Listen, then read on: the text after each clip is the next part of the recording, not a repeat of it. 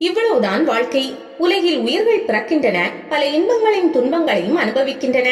இன்பம் வரும்போது உலகம் இனிக்கிறது.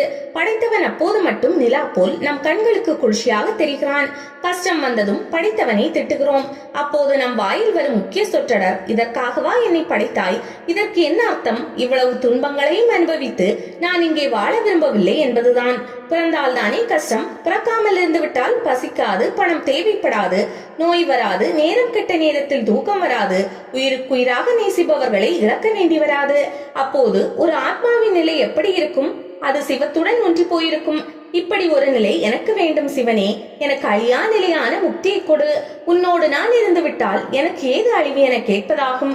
இதற்காக தான் ஒரு குறிப்பிட்ட நாள் இரவில் விடிய விடிய கண் வைத்து நம் பாவங்கள் கண்டு சூடாயிருக்கும் சிவனுக்கு அபிஷேகம் செய்து என் பாவத்தை நிவர்த்தி செய்து உன்னோடு இணைத்துக்கொள்.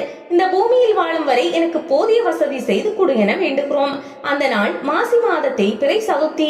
அந்த நாளே சிவராத்திரி. எல்லா உயிர்களும் சிவத்துக்குள் அடக்கம் என்பதை விளக்க புராண கதை உண்டு.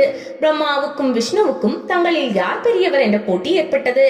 இந்த வழக்கு சிவனிடம் வந்தது. அவர்களிடம், நான் வானுக்கும் பூமிக்குமாக உயர்ந்து நிற்பேன். ஒருவர் என் முடிவை கண்டு வர வேண்டும், இன்னொருவர் என் திருவடியை பார்த்து வர வேண்டும்.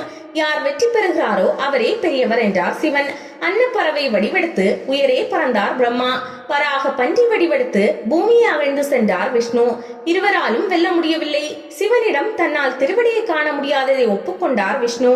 முடியை பார்த்து விட்டதாக பொய் சொன்னார் பிரம்மா. பொய்யும் மெய்யும் சிவனை அடைய முடியாது. ஒருவர் இறந்து விட்டால் ஜீவன் போய்விட்டது என சொல்வது உலக வழக்கம். அதாவது அந்த உடல் பொய்யாகிவிட்டது, இனி அது எழாது என்ற அர்த்தம். அந்த பொய்யே பிரம்மனின் பாத்திரம்.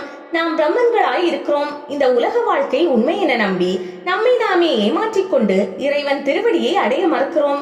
விஷ்ணுவை போல உண்மையாக வாழ்ந்தாலும் கூட இந்த உடல் உண்மை என நம்பி மருந்துகளால் அதை குணப்படுத்த முயற்சிக்கிறோம். அது தற்காலிக தீர்வை தருமை தவிர என்றேனும் ஒரு நாள் உயிர் போய்விடும். எனவே சிவனே, உன்னை நிரந்தரமாக அடைய எனக்கு நீதான் வழிகாட்ட வேண்டும் என வழிபடும் நாளே சிவராத்திரி.